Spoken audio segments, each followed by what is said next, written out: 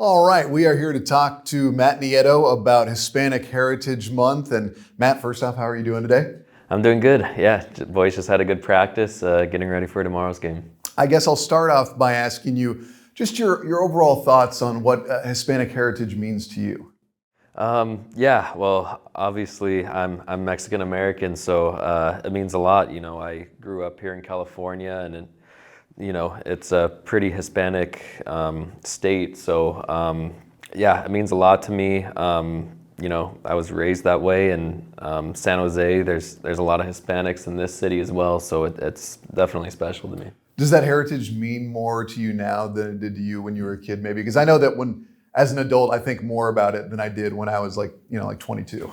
Yeah, for sure, for sure. When you're a kid, it kind of just goes over your head, but yeah, this day and age, it definitely means a lot more to me.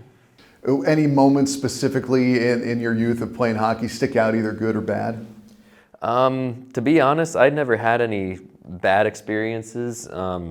I don't really look Mexican. I feel like a lot of people think I'm white, so yeah, I didn't really get a lot of hate in that way growing up playing. But yeah, I think when I moved to the East Coast, things here and there, but that stuff doesn't really bother me too much. And there's definitely no part of it in the game or any sport for that matter. So I think the NHL has some groups together now that does a good job trying to support that. How much does that mean to you to see the NHL taking those steps to be more inclusive and make sure that they have people from all backgrounds and all walks of life having the game availed to them? It's huge, I think hockey and every sport in general, it's important to be inclusive, and you're seeing more and more ethnicities and different players in the league now, and more than ever. So I think they have some good groups together. There's the Hockey Diversity Alliance and stuff like that, and it's really such a good thing for the game. Were there any Hispanic athletes that you looked up to?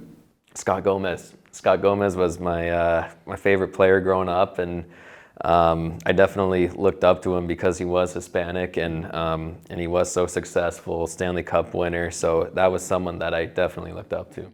Do you have any thoughts on the Los Tiburones campaign that the Sharks does and that we see in the month of October and such?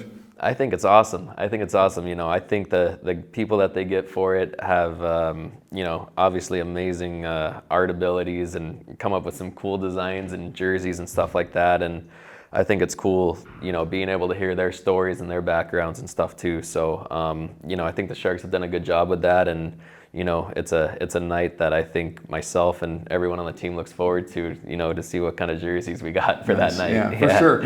Does the fan base to you, when you go around the country, does it feel different than it did when you were a kid, just in terms of who's at the games, or maybe who is, hitting you up on social media or whatever it may be? Like, does it feel like it's a different landscape than it was when you were a kid?